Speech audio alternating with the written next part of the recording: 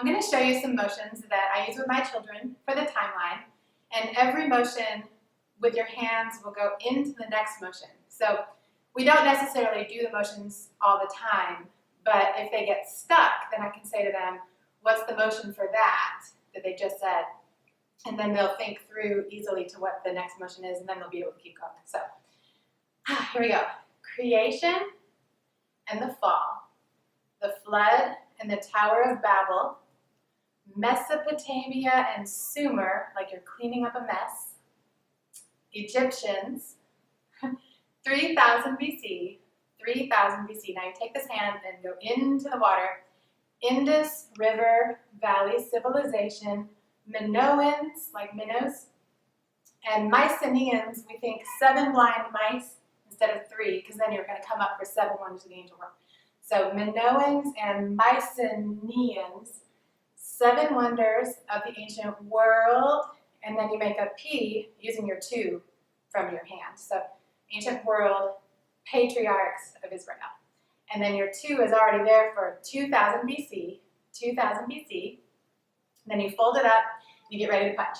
Hittite, Canaanites, Cush. So it's something hard, then cushy. So Hittites, Canaanites, Cush, Assyria. These next 4 motions are just A, B, C, and D.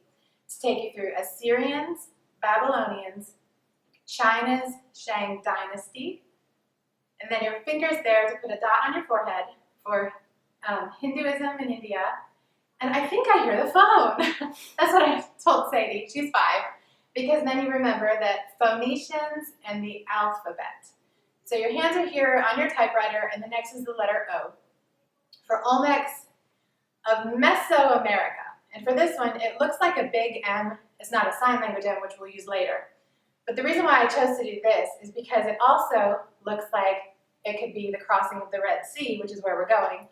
But the Israelites down in there, because they have the Exodus right through that gully. So Olmecs of Mesoamerica, Israelites, Exodus, and desert wandering. Israelites, conquest, and judges. And then from here, you have Greek Dark Ages, pop up your eyes, Israel's United Kingdom, and bring it up, because she does a key change on the music. And then you're right there with your eyes again for 1000 BC, 1000 BC. But leave this hand here, because you're about to use it again. So United Kingdom, 1000 BC, 1000 BC. And then you're right here for early Native Americans. And then, like I said, you're right there to bring your eyes back together for Israel divides into 2 kingdoms. And on the word domes, go ahead and make your home, because that's where you're going. Bring your fingers together, because this is an H in sign language. So you've got your rooftop like this, but then Homer and Hesiod, you have 2 H's next to each other. Turn your H's into R's, and you've got Rome founded, you've got the foundation right there, Rome founded by Romulus and Remus. So that all ties together. And then turn this one into an I again. Israel falls to Assyria. So I meant a fall to an A. Then you know that this one's an A. Assyria falls to Babylon. Then you have Lotso, Confucius, Buddha. And Buddha and Judah rhyme. So we spent a little bit of time saying Buddha, Judah, Buddha, Judah. So we know that Judah was next. So Buddha, Judah falls to Babylon. Now you want to bring that other hand out, so you're going to say temple destroyed. And then you're right there for Babylon falls to Persia, like you're petting a Persian cat. So Babylon falls to Persia. And then look, you flip over your hand, and the Jews return to rebuild the temple. So I'll do that again. Babylon falls to Persia. Jews return and rebuild the temple.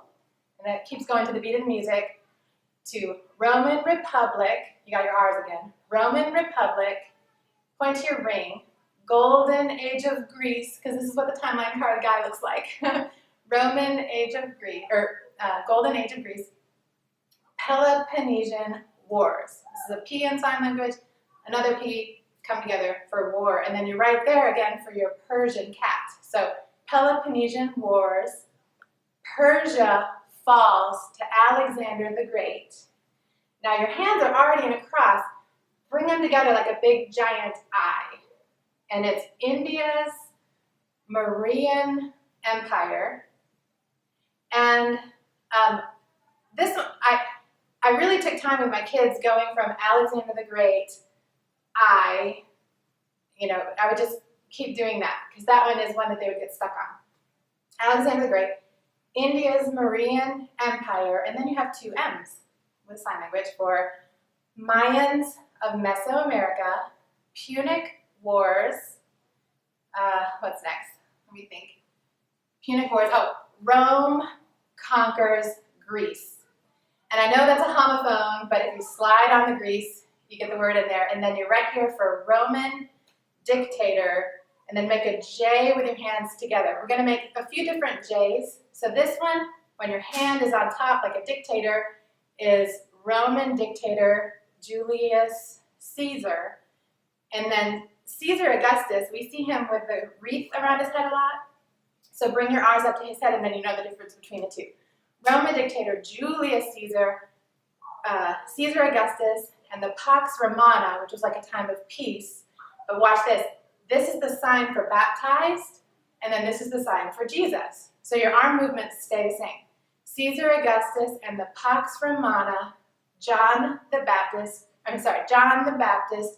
Jesus the Messiah.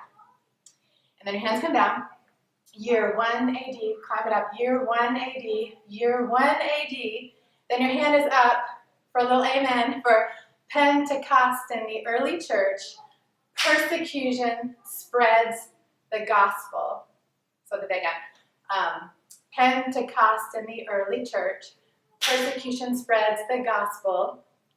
Herod's temple destroyed by Titus. And this is fun because your letters are going to walk in.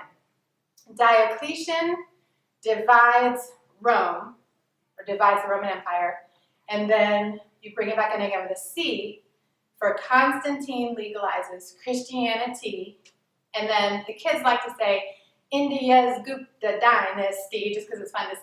So bring in your I's, and then your D's, and then you're right here with Council of Nicaea, like nice to see ya, okay?